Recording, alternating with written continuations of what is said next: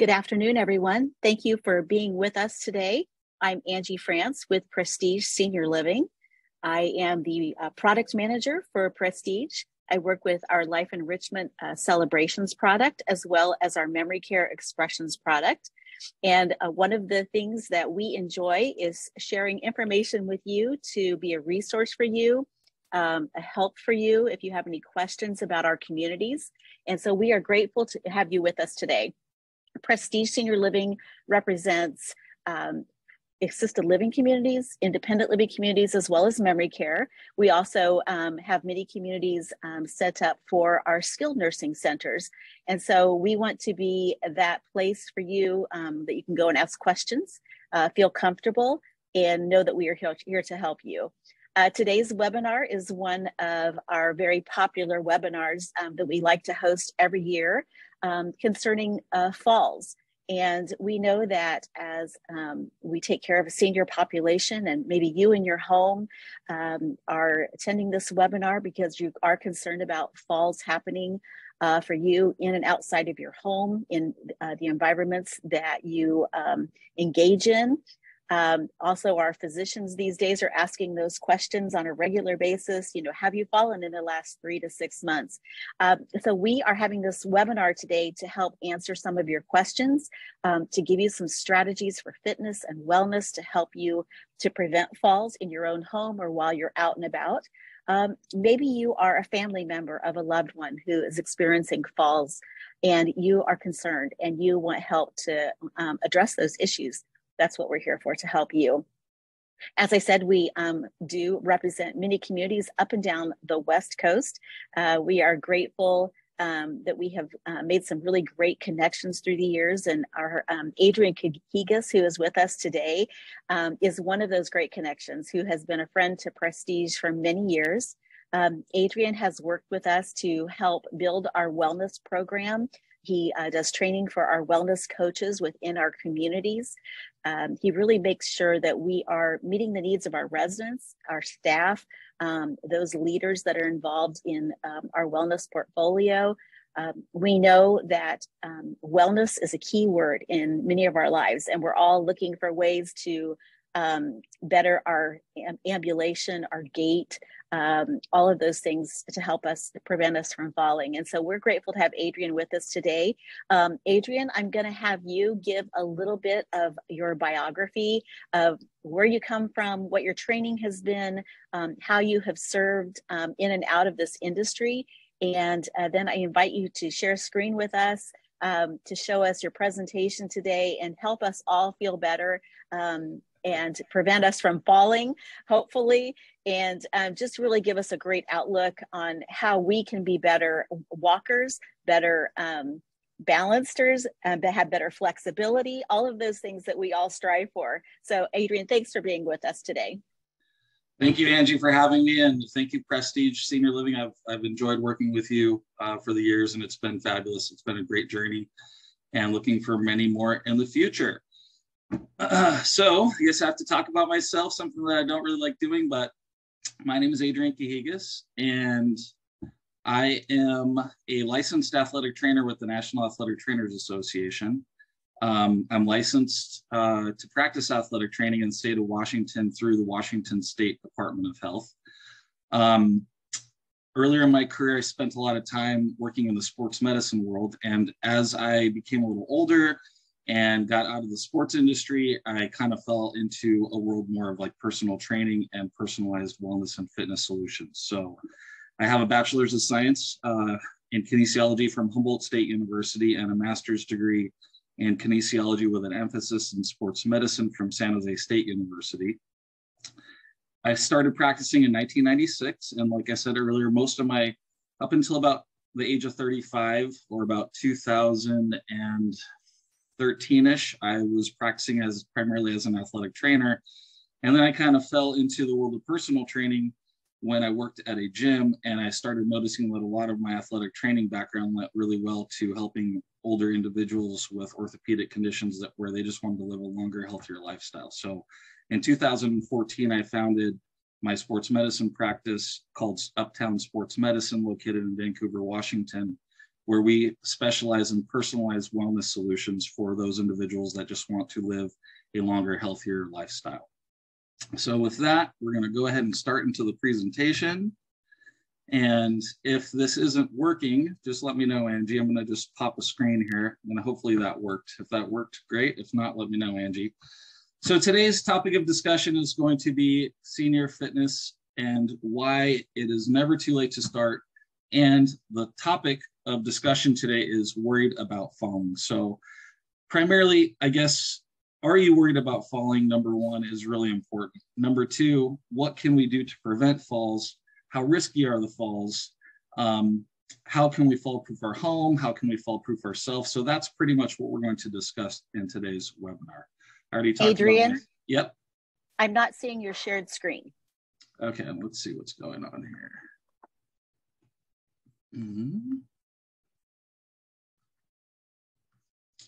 That's good to know. Let's try this. How about that? And we'll get the slideshow. There you go.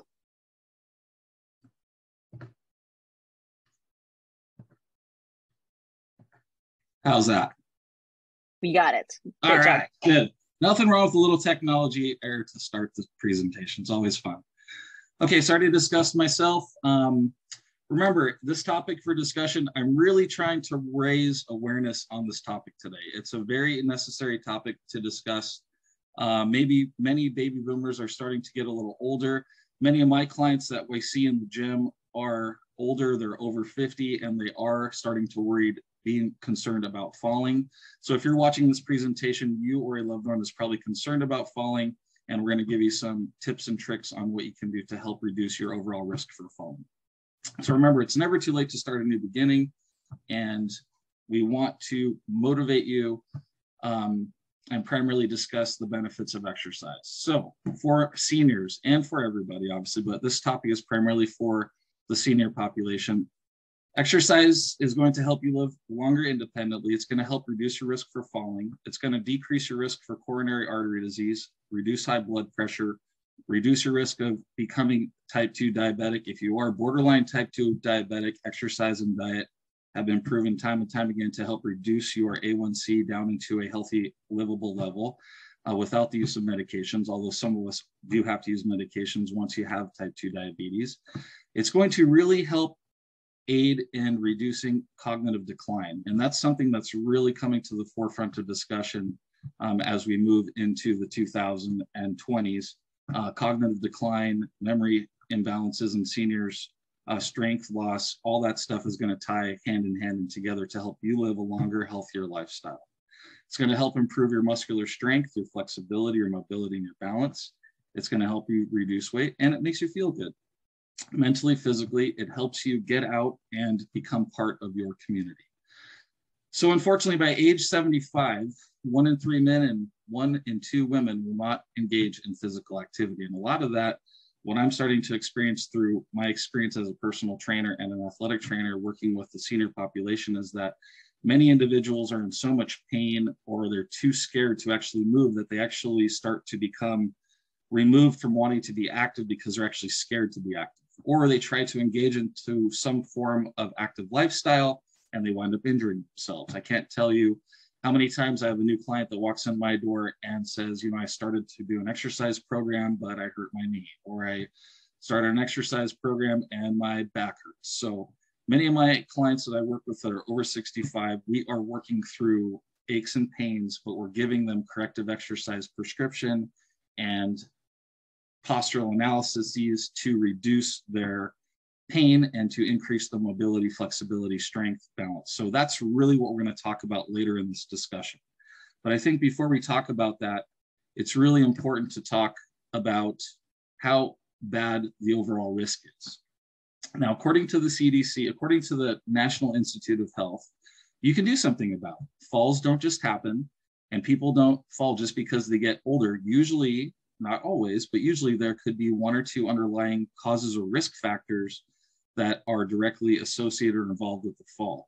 And I think that is really important in talking with seniors or people that have fallen, because what happens when somebody falls, in my experience, is that they don't want to tell you that they fell because they don't want to lose any more of their independence that they may have lost, and they might have injured themselves. So they may be embarrassed and they just might not feel as steady on their feet. So if I am working with an individual that has a history of falling, I always like to have the discussion, well, why do you think you fell? Was it an environmental risk factor? Was it a physiological risk factor? Do you have some form of issue with urinary tract infections, which is really common in females over the age of 80? So those are things to just kind of ask the question, why? So just to raise awareness on the topic, according to the CDC, 1 out of 3 older adults over the age of 65 is going to fall every year. And only over half of seniors over the age of 80 are going to fall. As of, I believe this was 2017 data, 3 million non-fatal falls were treated in the emergency room. And of those falls, 800,000 resulted in some form of hospitalization, whether that be in the hospital directly or in some form of skilled nursing facility after the fall. And unfortunately, we always talk about the injuries that are directly associated with falls: lacerations, fractures, head trauma, and unfortunately death. Hip fractures account for 95% of the falls, which can really be debilitating for an older individual, especially somebody in their 90s. It can really lead to a much more sedentary lifestyle after that injury is sustained. And according to the CDC, this is a really big one. By 2030, there will be 7 deaths from falls every hour in the United States. Well, that's only 7 years away. So that's pretty significant with regards to how many baby boomers are going to be entering into their 80s within the next few years, 10 years or so. So that's something that really needs to be addressed now. Okay, so now we're going to kind of step into what can we do about it. So now that we know that there's risk, we know the benefits of exercise, reducing osteopenia, reducing osteoporosis in females and males, helping your heart and your lungs, feeling stronger and better, all that good stuff. But when we are, let's say you have a home and you've lived in it for a long time, you raised your family, and you never had to worry about like fall proofing your house, right? So fall proofing your home is a real important thing. Many falls happen inside the home. We recommend that you make sure that your stairways are well lit, remove loose rugs that you can slip on. I really like to recommend going to like a hardware store and buying some photosensor LED lights that just plug into your, like a kid nightlight. You plug it into your wall, and when you go to bed, the nightlight turns on. And then if you have to get up and use the restroom in the evening, you can actually see where you're going. And later in this topic of discussion, I'll explain to you why our vision is so important with our balance. Handrails in the bathrooms are really important too, especially near the toilet or near the bathtub itself. So if you want more tips, visit NIHseniorhealth.gov, and there's lots of tips and tricks of how you can help fall-proof your home. Now, if you enter a facility like Prestige Senior Living, that is taken care of for you, which is a really nice touch for going into an assisted living community if you needed to at some point.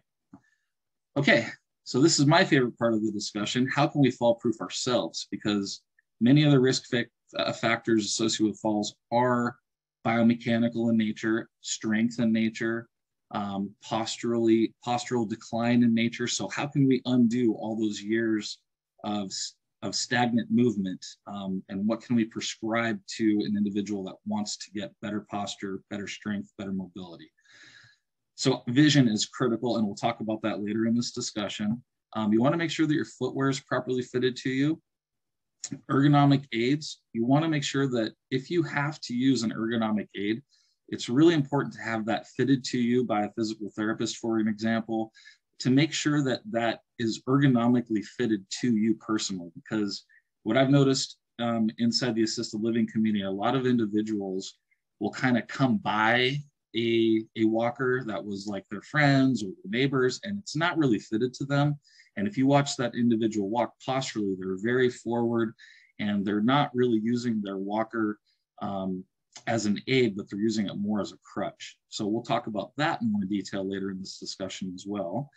Postural stability and control. If you work out, you have a personal trainer.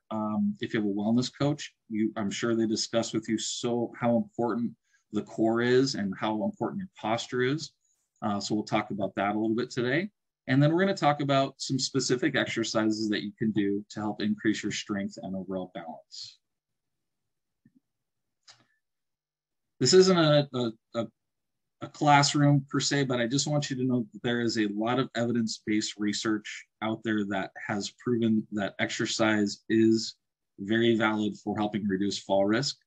One of my favorite studies was done by the University of Sydney, Australia in 2014, and they took a group of individuals and MRI'd their brain for brain activity, and they put them into 3 separate categories. One category was purely aerobic exercise. The second grouping was purely strength-based exercise, and the third was brain game exercises. And after a certain period of time, they re-MRI'd everyone's brains and found that the resistance training exercise group actually increased neuroconductivity in their brain. So exercise with regards to resistance-based training can help reduce and limit or improve brain cognitivity inside of our movement with exercise. And okay, so for those of you that are interested after this discussion and aren't currently engaged in an exercise program, I really strongly recommend that you do some research and you find somebody. If you're working with a physical therapist, great, or an athletic trainer, great. If you choose to work inside of the general fitness market and hire a personal trainer, I would strongly recommend they have some form of credentialing, depending on what state you live in. NATA, ACE, NSCA, NASM, ISSA, ACSM, those are all really good. If they have a CCS at the back of their credentialing, that's really nice. If they have some form of exercise physiology in their background, that's really nice, because they're going to have a better understanding and a more in-depth understanding of biomechanics and which muscle groups you're going to need to work on to improve your ability to walk through space. So don't just pop into a gym and hire somebody without doing a little bit of research. It's really, really important, especially for the senior population. And consult with your doctor. If you go to a personal trainer or engage in an exercise program, most facilities will want you to see their physician prior to engaging in that exercise programming, because your physician will be able to better communicate what medications you're taking, what ailments you have to the wellness staff. So make sure you see your physician before you get started and make sure that you're healthy to work out. Okay, so developing an exercise and fall reduction program, just like I said before, we really want to focus on increasing strength, flexibility, and balance of our lower extremity, as well as improving postural stability and control of our upper half. And we're going to get into that here shortly. So before we get into which exercises should I do, and this is something that I'm really adamant about with regards to individuals that are about to begin into an exercise lifestyle, because it is a lifestyle, and many people are sedentary and they don't want to go work out. So if you want to start working out because you are not feeling stable, it's important to understand the biome. I'm not going to get into super detail, but I want to give you like just a layman's idea of what's happening with regards to how we walk or how we ambulate through space. Much research has been shown that gait speed, or how fast we travel through space, is directly correlated to how high of a fall risk you are. So if you are a very slow walker, your fall risk increases. If you are a very fast walker who can move through space quickly and agile, you have a lower risk of falling. So there are basically 4 phases of gait, and each one of these phases requires a certain group of muscles to actually make you move through that space. So it's going to be heel strike, mid stance, toe off, swing, and it repeats. And we're never on one foot at the same time. We're constantly on one foot at a time. We're never on both feet at the same time. We're always heel strike, mid stance, toe off, swing. And so we want to strengthen those musculatures of the lower extremity. And those are going to be our hip flexors, our thigh muscles, our quadriceps, our front of our shin muscles, our calf muscles, and our glutes. Those are the primary strength muscles of the movement of our gait. But we also have During that phase of gait, we also have muscles that purely stabilize our lower extremity. And a lot of those are found in our hip as well and in our foot. So we want to work on those muscles and get those muscles strong. And here's just a quick little anatomy of our calf. It's our gastrocsoleus and our peroneals. Those muscles make our foot push off. So when we lift with our hip flexors and our quads. And when we push down, we have to balance with some deep muscles inside of our hip. And as we push off, we're using our toe muscles and our lower extremity calf muscles to propel us through space. And then converse of that, the front of our shin has to slow us back down. So it's just constantly happening all of the time. Same with having ankle mobility. Many seniors, as they are sedentary, they're sitting down in a slouched kind of poor postural position, and we start to lose mobility in certain joints. So we want to increase the mobility of those joints. Okay, so now we're finally getting into the good stuff, which many of you probably have logged on to see which exercises can I do. So really there's 4 primary domains of exercise, and that's going to be strength and resistance. So strength and resistance is going to be free weight training, band training, any body weight training, machine-driven exercises. Aerobic physical activity is going to be walking, swimming, tai chi, anything where you're actually getting your heart rate up for an extended period of time. Swimming is really good.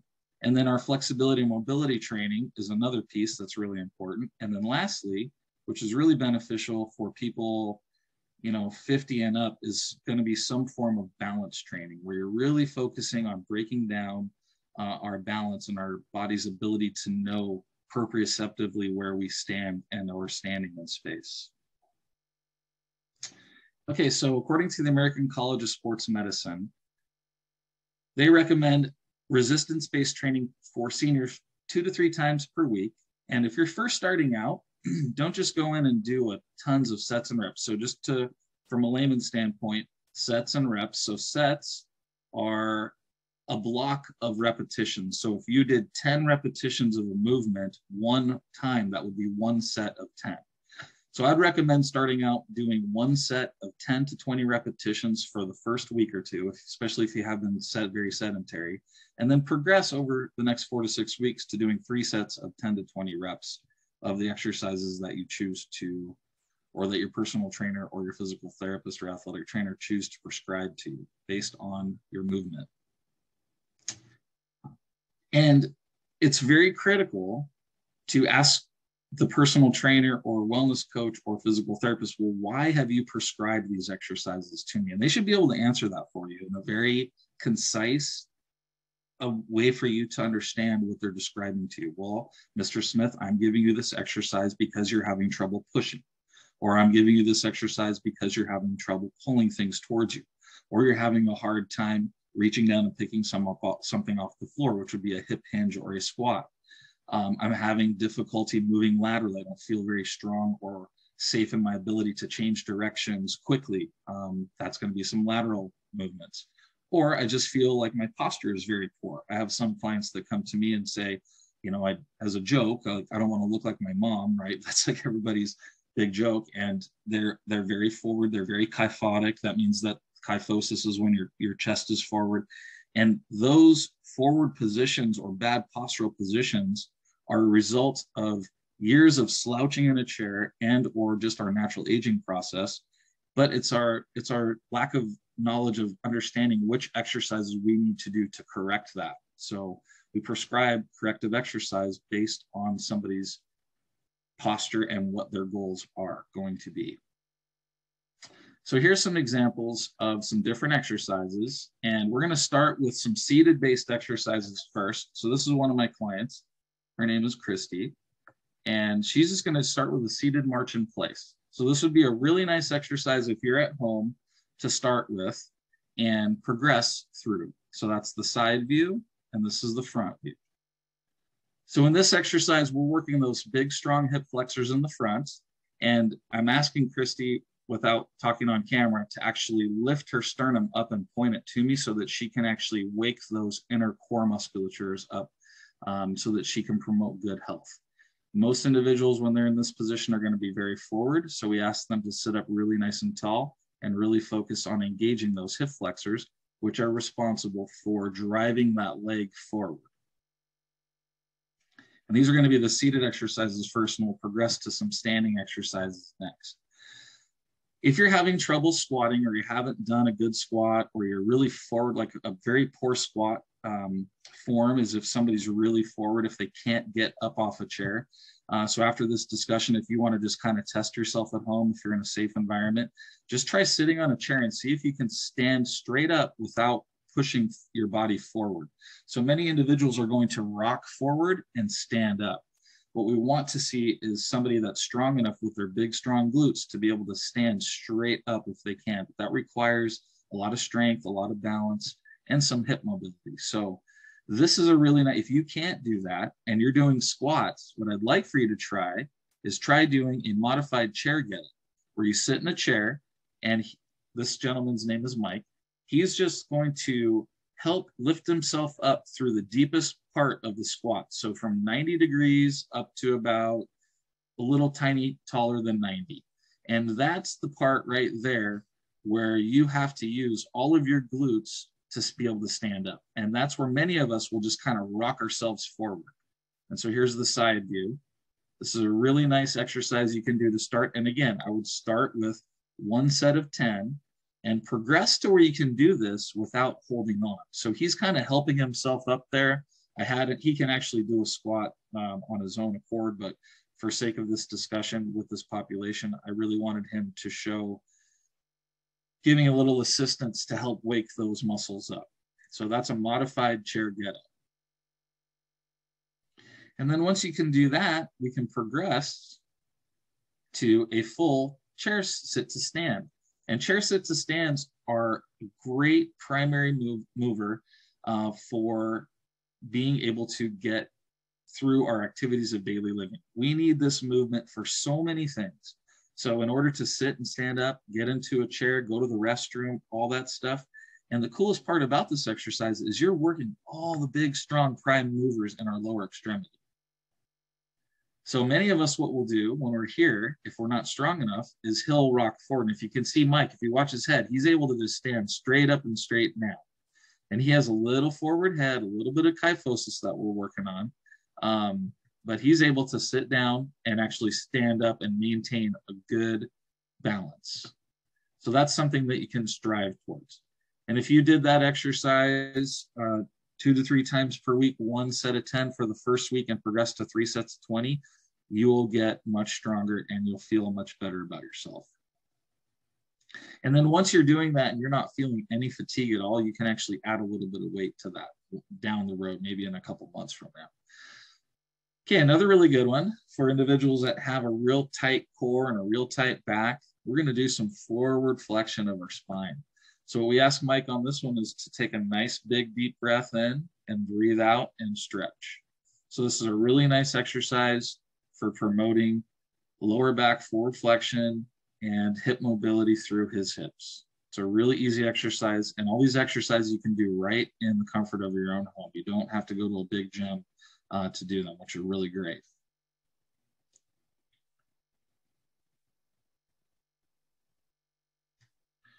Okay, next one for the ankle mobility is going to be a heel toe tap. And I really like this exercise because this is going to really promote the front of your shin musculature, which really is challenging to work in most exercise movements. So this is really simple. We're just going to have Mike heel and toe tap. So he's going to lift his toes up and lift his heels up. Lift his toes up, heels up, and repeat. So heels up, toes up.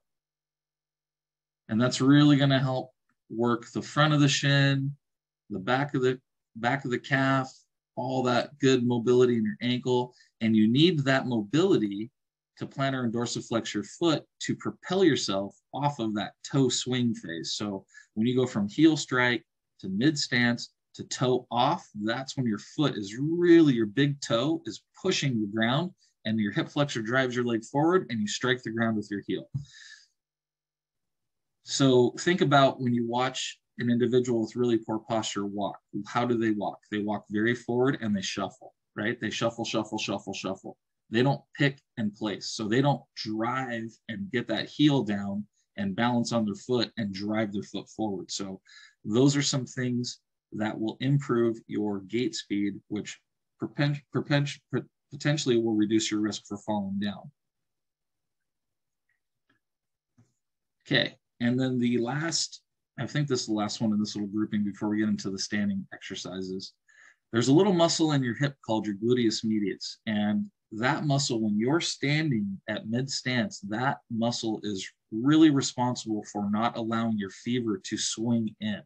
So if your femur swings in, you are now, when you walk, you're kind of swaying instead of walking forward.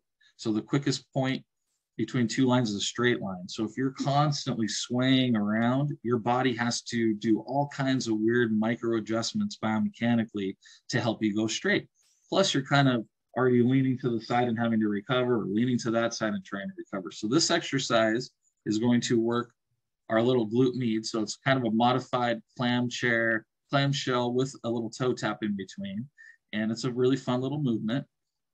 When you're doing this one, make sure that you ensure good postural stability. So a lot of times if somebody's not strong through their hips, they're going to actually shrink their chest down because they're not strong enough to lift their leg off the chair. So if you're starting with this one, it's your first time trying it, I would recommend that you sit really far back in the chair so that the chair will give your back some stability, and then you can actually lift your leg and place it. Okay. So those are some seated exercises. Now we're going to get into a little bit more standing exercises. So the first one was a seated march in place. This is going to be for somebody that is more sure of themselves. They have better balance. Somebody, I would say, not to put a number on it, but I would say somebody between 60 and 80 years old would be able to do this. That doesn't have any chronic ailments. Even up to 85. I think this gentleman right here on the left, his name is Phil. He's 83 and he's able to do it, but he's been working with me for almost 15 years. So, but this is a really nice exercise, again, to help work on getting that hip flexor to fire. So we're going to have Phil, and he's able to do it without holding on. If you're not able to do this for the first time without holding on because you're unsure of yourself, make sure that you kind of have some place to hold on to.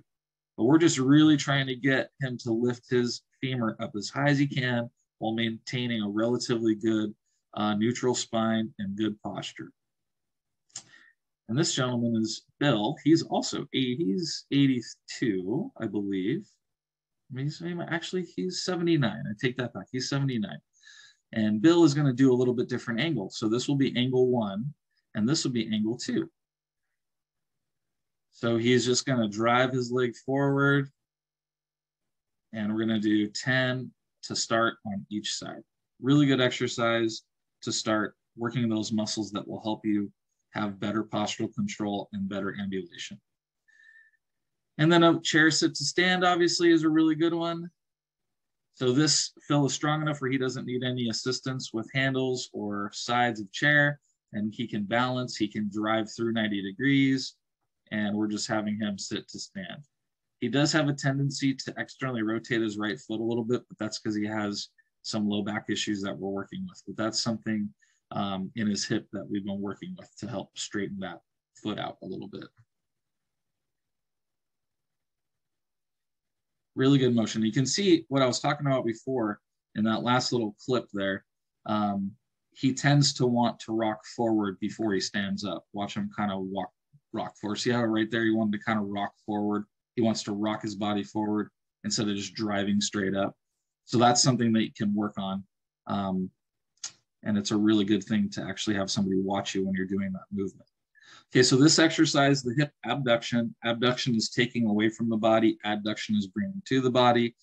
Really great exercise. 1 for balance, 2 for really working on maintaining that femoral control at mid stance.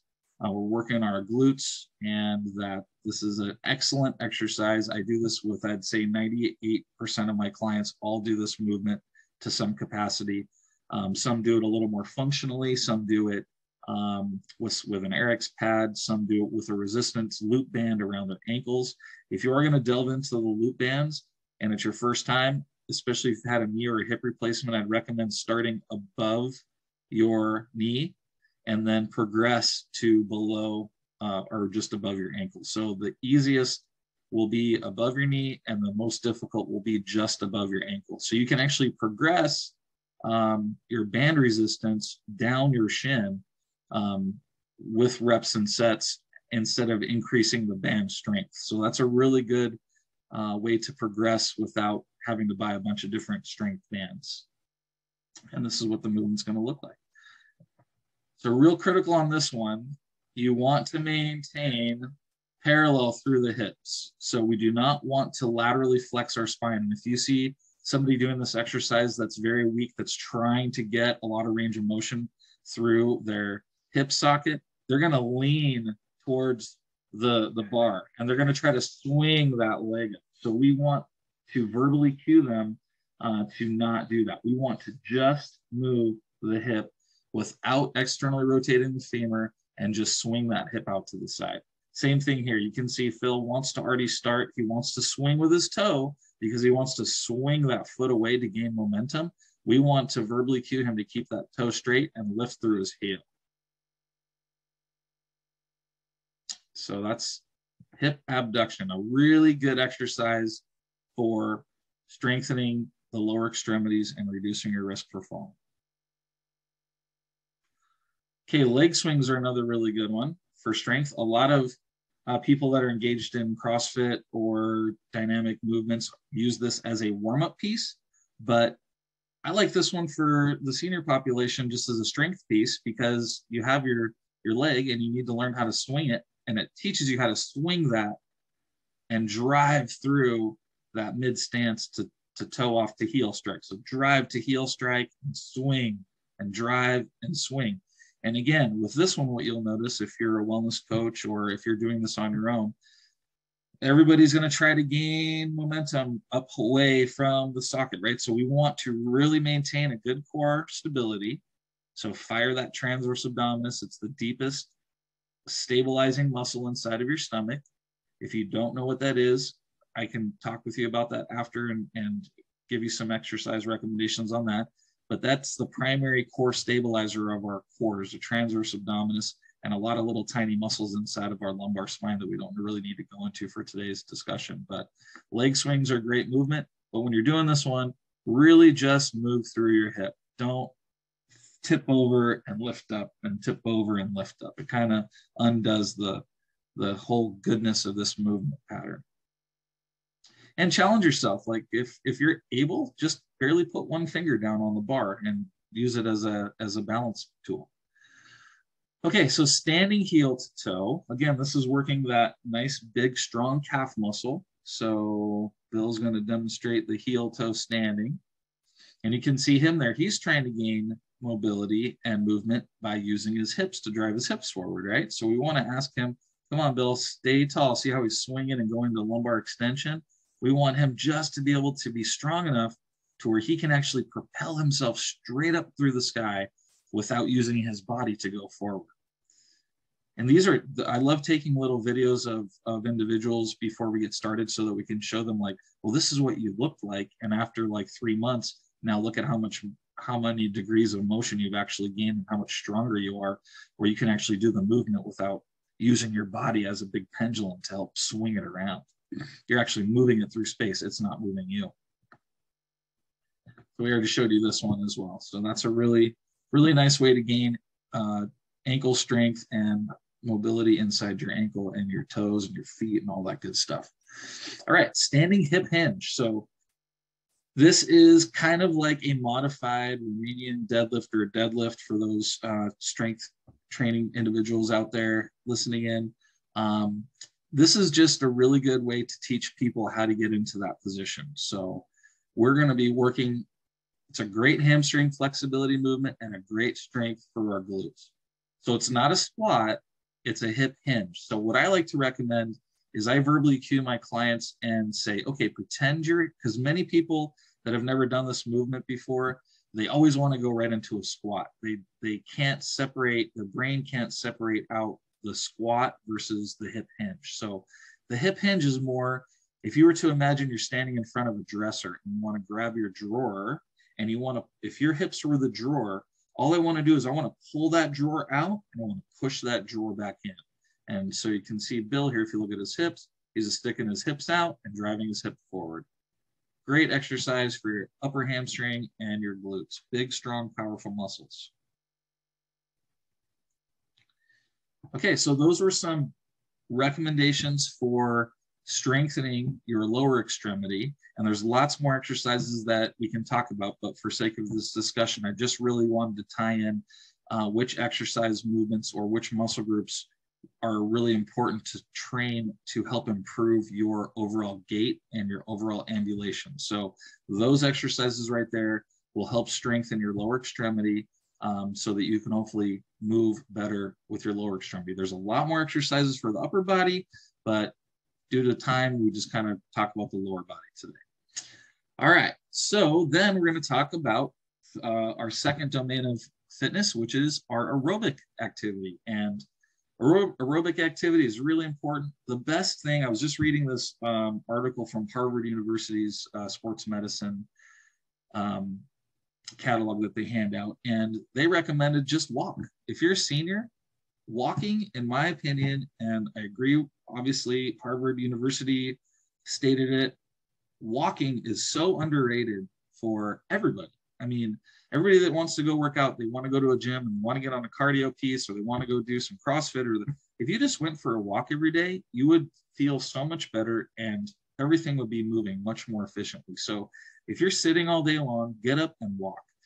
Now, with regards to walking, I would also recommend start off easy and then progress your distance and your time. So, start like just by walking maybe like down the block and back, or walk 5 houses and back, and then progress to walking 7 minutes and back, and then work up to doing 30 minutes, because the American College of Sports Medicine would like to see you do aerobic cardiovascular activity 30 minutes, 5 days a week.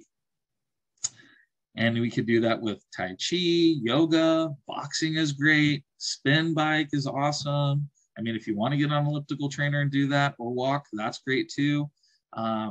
Or swimming, everything's great. So get the heart rate up, consult with your physician with how high your heart rate should go. That's a really good question when you're going in to see your doctor, is like, hey, well, what's my target heart rate?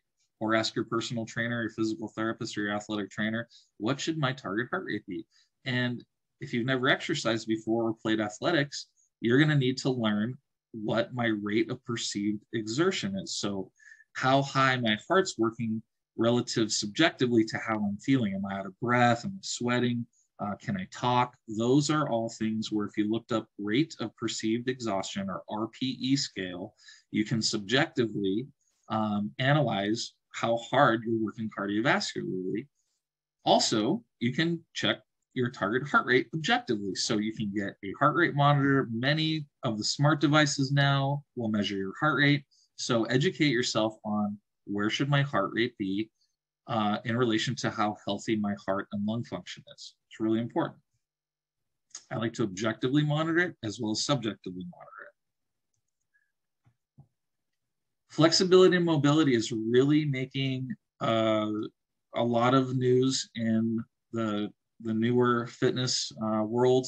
Many gyms will offer just a mobility and flexibility and stretching class, which I think is great, because if you shorten everything with strengthening, you need to loosen it up too.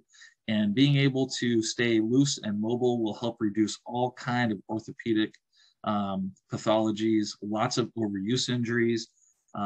Many overuse injuries are a result of how you are training. Are you recovering? Are you staying flexible? How's your movement pattern? Are you off 5 or 10 degrees in your movement pattern? Are you strong enough to do the movements?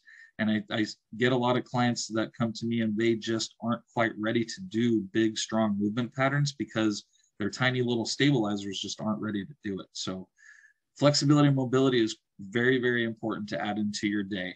You can just stretch for 10 to 15 minutes a day.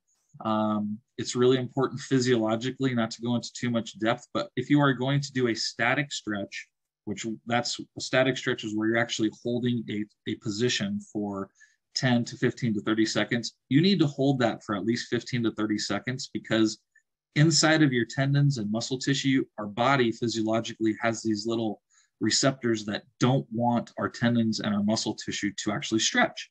They actually, because if you did that, you'd constantly strain your muscle every time you walked. So we have these little receptors inside of our tendons and muscle tissues that don't want to stretch. So you have to override that physiological mechanism inside of our tissue. So always try to hold your stretch if you're doing it statically for 15 to 30 seconds. Dynamic stretching is really popular too. If you go watch any professional athletic game or college game and you get there early and you watch the athletes warm up, they're going to be doing a lot of what appears to be agility type based movements. Those are actually dynamic stretching exercises that are preparing the tendons and the muscles and ligaments for movement. So either are great. Just increase your mobility is really, really important, especially if you're just new to working out, and it feels good. It's a nice way to relax, decompress. You can meditate, and it's nice to be able to reach down and touch your toes and tie your shoes without going, oh, I can't do it. And if you're tight, you're not going to be able to do that. Okay, we're coming into our last little bit here. So balance training, and our fourth domain of exercise. So we talked about our strength, we talked about our aerobic, we talked about our flexibility. Now we're going to talk about balance. And this is something that in the age demographic of 60 and up, for me, not to put a number on it, I would say many of my clients, and I'm not to disclose how old I am, but I'm 50, and I've even noticed recently where I'm kind of starting to question my ability to jump over a log if I'm out hunting or fishing. I'm just kind of like, whoa, I don't know if I could do that. When I was younger, like in my 20s, 30s, and 40s, I wouldn't even think about it. I would just jump over the log and I'd feel fine. So a lot of individuals come to me and say, I just don't feel steady on my feet, or I was playing with my grandkids and I felt like I was going to fall down. I had to catch myself. So balance training specific to balance is really important. So we have essentially three systems that help us balance in our body. We have our visual system, we have our vestibular system, which is inside your inner ear, and then you have your somatosensory proprioceptive system. And we're going to talk about each one of those systems and how they help you balance more efficient. So when you are engaging in your exercise programming, make sure that you set aside maybe 5 or 10 minutes in your programming to specifically work on balance. Now, you can blend your balance drills into your functional training drills, which is good, but it's really important. When you talk about this, it might kind of raise some awareness on, oh, wow, that's a really good point. Maybe we should kind of just break out like 5 or 10 minutes and really train each system of our balance system and make it work and force it to work neurologically more. So our eyes, really important. That's the biggest component of our balance. We use our eyes to process where we're walking, what our surroundings are, what the ground is like. So our eyes are directly connected to our brain, and our brain can tell our body where to move and how to move really, really fast. It's absolutely fascinating.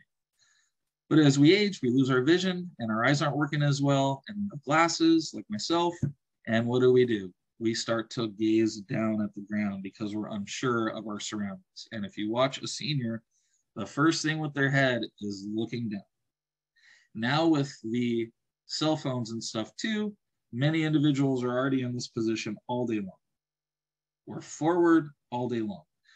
But with this group for seniors, they're trying to process information and they're so worried and they're not sure of themselves, so they just glue down at the floor. They look at the floor. So something that you can do to help your eyes tell your brain where we're going is just, if you're comfortable with it, obviously, and if you don't have bifocals, because that's a little, can get a little tricky, is to just lift your head up and try to walk forward without looking down. And when you're doing your balancing exercises, if I were to, for example, have you close your eyes doing a single leg balance drill, the first thing your chin would do would be to drop. And that's just something because your brain is like, whoa, you closed your eyes. I don't know what's going on. Now I have to rely on my vestibular system, which is inside your inner ear, to judge where I am in space. So closing your eyes is a good way to help force the vestibular system to work better. And if any of you have had vertigo and have had to have some vestibular therapy with your physical therapist, you understand that it can be terrible. But Closing your eyes will force your inner ear to work a little more better. If you're going to do that, make sure that you're holding on to something. Don't just go out and, oh, I listened to Adrian's talk and I'm going to go do some single leg balance drills and close my eyes. Don't do that. You will be very unstable if you do that. So make sure that you're doing it with somebody or actually holding on to something. And then our eyes are 1/3, our inner ear is 1/3, and then how our feet are feeling the ground is another third. Well, many individuals that are older have some form of neurological discrepancy on their foot. They have neuropathy and they can't feel, or they've had a toe amputation and they lost their big toe and they're biomechanically challenged for balance. So training our balance with our foot is really good. And that's where you can see, if you're scrolling through the internet or whatnot, or you go to a gym, you'll see somebody doing like balancing exercises on an Eric's pad, or if you're in therapy, your physical therapist may get you up onto like a balance pad. And what that's doing is that's forcing your foot to work harder neurologically, kinesthetically, to kind of tell where your foot is in space. So all those things work together to help us balance, which is kind of cool. So here's a simple single leg balance drill. If you want to do some balance drills, I'm going to give you a couple examples of some balance drills. There are lots of different balance drills out there, but here's a couple just to get started. You can do this in front of your counter, or on a table, or in a gym. Phil's just going to single leg balance. And he has his eyes closed right now because I've been working with him for a long time. A way that you can challenge yourself, start out with, okay, first one, if you really want to start easy, if his left foot is flat, you put your right foot toe down and do approximately 80% of your weight on your front foot and 20% on your back. So you have like a little training wheel. Then once you feel stable with that, we can lift our foot up and go 100% on the left foot. Then when you feel stable with that, you can lift your right hand up and your left hand down, and vice versa. So one will be harder than the other. Usually the tripod will be easier than the bipod. And then you can progress to letting go. So that's a real simple single leg balance progression that you can work towards, and start with, 15 to 30 seconds and progress up to approximately a minute. The balance toe touch drill is a really nice one. Some people call this the dot drill or the 4-star balance drill. And all we're doing is we're just kind of touching in front of us, to the side of us, and behind us. So touch, touch, touch, return. Touch, touch, touch, and return. And then as you progress, you can go touch, touch, touch, touch, touch, return. And you can do this in sets and reps. So I would start maybe with like one set of 5 on both sides. You're going to want to do this with your eyes open. Don't do this one with your eyes closed. Really good balance drill. And work up to not holding on. Another really good one is a heel toe walk. So kind of like I call these the drunk drivers, because it's good practice if you get in trouble, which that's a joke, by the way. I'm not condoning that. But heel toe forward backwards walking. So to start, you can just go forward and turn around. But as you progress, you can go forwards and then backwards all the way back. Really good exercise. And you want to try to get your foot out in front of the other. Heel toe. Look where he's looking. He's looking right down at the ground. Isn't that interesting? Every single time. And then walking backwards. So he's a little unsteady walking backwards, that's why we have the bar here next to him. So forward heel toe and then backward heel toe. Good little exercise right there. And we already talked about ambulatory aids, but postural stability and control. Don't let your walker walk you. You walk the walker. So this gentleman right here, he's coming in from the door. He's already going to be kind of prone to coming forward and falling down. So we want to walk the walker. And all right, we made it. We did another one. So today we talked about the importance of exercise for seniors, why exercising regularly is important, how exercise can help your overall reduce your risk for falling. And we gave you a couple of tips to get started. Make sure you talk to your doctor, get together with a personal trainer. If you want any more information on Prestige Senior Living, visit prestigecare.com. Like Angie was saying in the beginning, I have helped develop a personal training and wellness package for Prestige Senior Living. Prestige Senior Living has 87 different locations in, I believe, about 7 or 8 different states, and we're working up to having a personal trainer every single one. So if you decide to or are interested in visiting Prestige Senior Living, you can work with one of our personal trainers and help you get stronger. Also, if you want to do a fall risk assessment, feel free to visit www.fallriskassessment.com and see where you stand with regards to your overall risk for falling. So I thank all of you for joining today, and I will now take some questions if there's any. So if you would like to ask a question of Adrian, you can type those in the chat box at the bottom of your screen, or at the top in some cases. We would like to answer any questions that you might have. If you would just click on the chat box and type in your question, we would like to answer that for you. I will say also during this time, as Adrian mentioned, our communities are available to help you. We have many communities up and down, as I said, the West Coast. And if you would like to find a location that is near you, you can go to prestigecare.com to find those communities. We are happy to have you join our communities during their wellness activities, whether it be for our Energized Exercise programs, our Ageless Grace programs, which participants are in a seated position. We use 21 different tools, and it's a fun time to do our Ageless Grace exercise activities, as well as we do brain exercises, I guess I should say, through our Mind Masters program. And so we invite you to, stop by any of our communities. We're happy to have you, provide you maybe with a light snack and introduce you to some of our other residents who have been participating in these activities.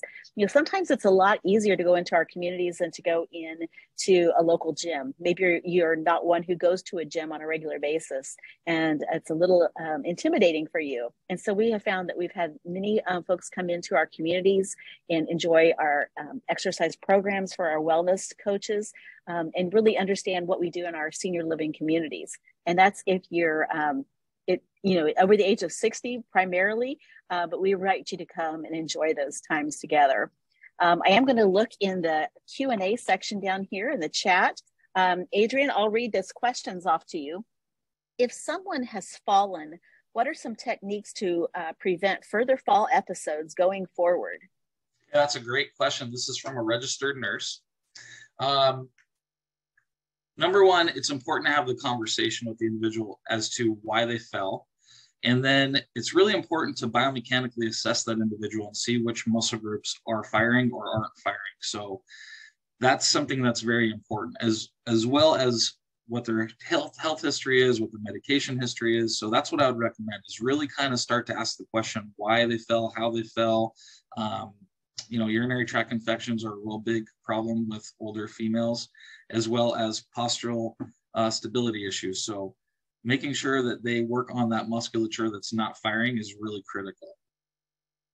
Everybody wants Excellent. The PowerPoint presentation, Auntie. Yes. You guys want my presentation? Sure. They always do. And yes, it will be available. We will be emailing that out to you. Those that you are on the call that registered, who are outside of our Prestige communities, we will be sending out a copy of the recording, as well as to those that are within Prestige. We'll also be sending out the PowerPoint presentation as well. So no worries there. This is a really good, oh, sorry, go ahead. No, go ahead. You've got this is a really good question. This is a really good question. My dad is nervous about starting a fitness program after years of being sedentary. How can I help his confidence? That is a real thing. And I will tell you from experience that I think if you can just get him working with somebody that is going to start him off slow so that he can build his confidence, and get the strength and get the motivation to actually want to do it. You got to remember, first of all, if you have a loved one that wants this is a really important point that I'd like to bring up really quick. If you have a loved one that you want them to start engaging in any kind of exercise programming, they have to want to do it. They have to get motivated. They have to want to do it. But what you can do in your due diligence is find somebody that can facilitate your father's return to movement. And just getting him to move is really important. But if you just go up to him and say, hey, Dad, I really think you need to do this, that's going to make him feel even more anxious. He's going to make him feel like you're kind of like coming at him like, oh, I can't do it anymore, because he already feels the fact his brain is probably thinking he's 30, but he physically can't do certain things. So just keep that in mind, that when you're trying to help, sometimes it's important to be creative on how you make them want to do it. It has to be their idea. So show them this presentation, and maybe it might spark some interest, like, wow, I can actually do something about this. I don't have to just sit here and not do anything. So that was a very, very good question. And I think, Adrian, go ahead. I think, just those small steps, starting out small. If you have a pet and you invite your loved one to go out and walk a pet with you, or something like that, or just walk down to the corner and say, I don't want to walk by myself. I really like to have a companion to talk with along the way. You can have some really great conversations on walks. I do that, I know, with friends of mine. And so anytime that we can just take small, like you were saying, walk 5 houses or walk right. 7 minutes down the street, those small efforts help so much. So here's another really good question from Susan McKenzie. How can I help my husband not push his rollator? I'm assuming that's a walker, but stand up straight behind it. So the exercises that I showed you inside when he's sitting in the chair, you can actually have him start with just sitting in the chair upright and go through those movements, like the seated march in place, the seated chair get up. And then what you can actually do once he increases his mobility is have him stand closer to the walker, lock it, and actually do some of those exercises standing inside of his walker. And you can actually verbally cue him to stand up taller. Now, obviously, if it hurts, you're going to have to kind of use a progression to where he kind of progresses up so that he can gain that mobility back in his spine, especially if he has really bad osteoarthritis up through his thoracic spine. It's going to be painful for him to come back up into full extension or neutral. So you kind of got to work through that and move. Remember, one of my best orthopedic mentors, he was an orthopedic surgeon, his name was Dr. Tree at San Jose State. He always said, motion is lotion. So the more you move, you're going to help to lubricate all of your joints, and you're going to help them move more efficiently. So have him stand and get closer to the walker and have him do an exercise where he's actually just standing as tall as he can, and then have him start to actually march in place without leaning and putting all of his weight forward on the walker. That's what I'd recommend. Also, I would recommend taking his walker and him to a PT or an athletic trainer, somebody that's licensed to prescribe ambulatory aids in your state. Every state's different, and make sure that they are ergonomically set up on that walker and that walker is suitable for him. And Adrian, I will mention too that you might check with one of your local Prestige communities. We are doing some walker assessments within our communities where you can go in and have the walker checked, or even wheelchairs checked by a physical therapist or by a mobility aid specialist. And so we really invite you to check out our local communities for that. And that's just a free service to you. And some of those people that will fit that individual for that walker may actually give you some mobility and strengthening exercises because they have a really strong background in biomechanics and can give you some real quick and easy tips. But I must say, the individual that needs the help has to want to do it, or it's very, very frustrating and challenging for you, the caregiver, the loved one, but also for the individual that really doesn't want to do it. If you don't want to do it, we can't. You can only lead a horse to water. You can't force his head down there and make him drink it. So just food for thought on that, because that happens to me very often. In my business, I'll have, for example, a husband or a wife, doesn't really matter, or girlfriend or boyfriend, come up and say, hey, my husband, he just got diagnosed with type 2 diabetes. I really want him to start working. I'm like, can I buy him some sessions? And I'm like, you can buy him some sessions, but I need him to walk through that. He has to want to do it. So just keep that in mind. Next question. When searching for a trainer to help set up an exercise program, what do you search for online? Great question, Leslie. I would recommend senior fitness background, exercise physiology background. Years in practice is a really good one too. So like an older personal trainer would be my kind of a more better fit.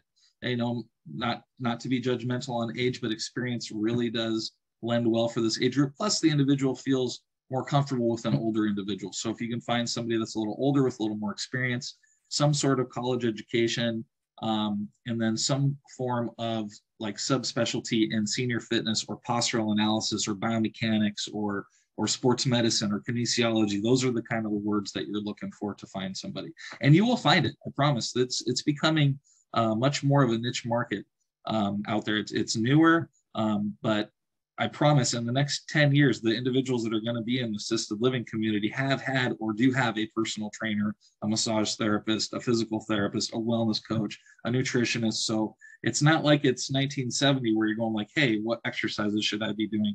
People are very, very into their health right now in 2023. And the whole globe, for as a matter of fact, is very into wellness. Wellness is a very, very popular topic of discussion right now as we get older, because let's face it, human beings are living longer right now, and we want to live a longer, healthier lifestyle. So in order to do that, you have to be healthy. You have to eat good. You have to work out. You have to stay moving. The trick is, I think a lot of us, go ahead. I think a lot of us, are now using like our devices on our, arms and trying to monitor our health in many ways.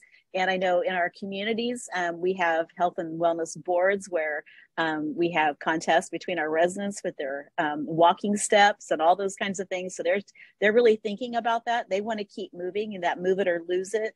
And so I think that's been a really great aspect of what we're seeing in our own communities. And, we have group classes and they're well attended, but it's also those personal training sessions for those who maybe don't want to be in a group and they're intimidated by that. And so I think having that advantage in whatever life environment that we're in, having those choices is really relevant, but it's also available to us today. Okay, I think this is the last question, unless somebody else wants to dive in. This is from Mona. I'm going to be a grandmother soon, but I don't have good balance. So my son doesn't want me to hold the baby. Some exercise guidance, please. Oh, Mona. Oh, man. That's sad. Oh, but yes, that is a great motivational. Okay, why do I want to work out? Because I want to hold that baby. That's why. That's great. So all those exercises that I was showing in that video are just a kind of small slice of that. Go to your senior center and start doing a chair-based exercise program. Progress to a standing-based exercise program. If you're able and you can move around, I'm assuming you're still living at home, Mona. So I would start with some seated-based exercises and then progress to some standing-based exercises. And you're going to want to work on actually being kind of off, holding a load off balance. So that's something that you can work towards.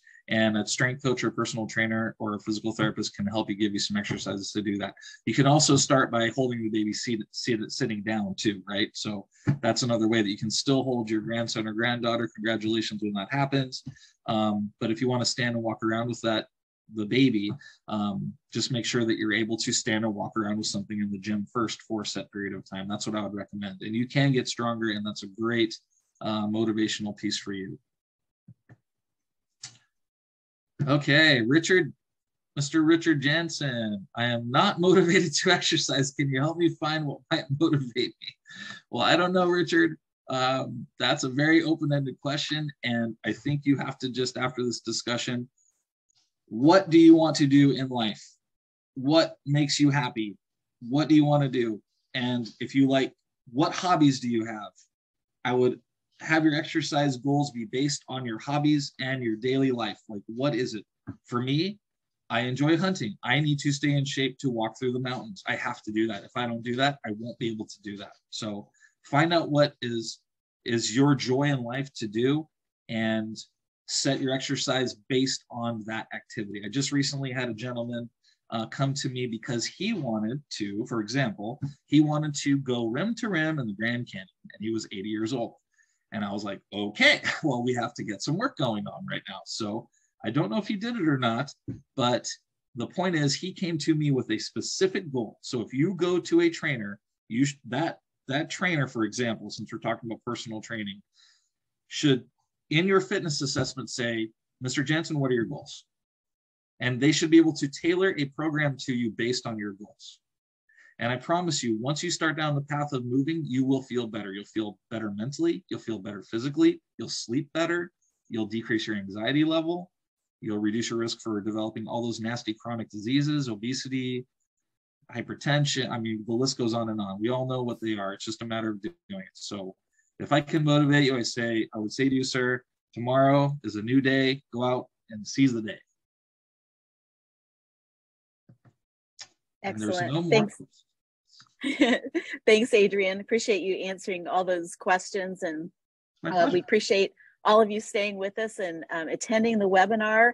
You can also go to our website, prestigecare.com, and you can also look up locations where you can go for your fall risk assessment and do that, or fall risk evaluation rather, and do that in our communities. We're happy to do those in person, kind of give you an idea of where you're at and maybe where you need to start, how we can help, or someone on the outside can help, or a YouTube video can help. There's so many ways to access wellness around us, and we want to be that place for you if that's possible. So once again, my name is Angie France. I am with Prestige Senior Living, product manager. I ask that you join us coming up in the future. We always have these wonderful webinars with outstanding people like Adrian to join us and give us really great information and to help us on our way. And so I hope that each of you will maybe take that moment today to think about a reason that you want to get out and maybe move and take a walk this afternoon, or do some of the stretches that Adrian shared with us today. As I said, we will send out this video as well as the PowerPoint presentation so that you can go back over it. I know some people took notes, but it's that repetitive view of learning things and remembering what we need to do every day to become better fit and healthier as we move along in our futures, and to keep us strong and balanced. So thanks so much again for joining us, and have a great rest of the week. Bye-bye.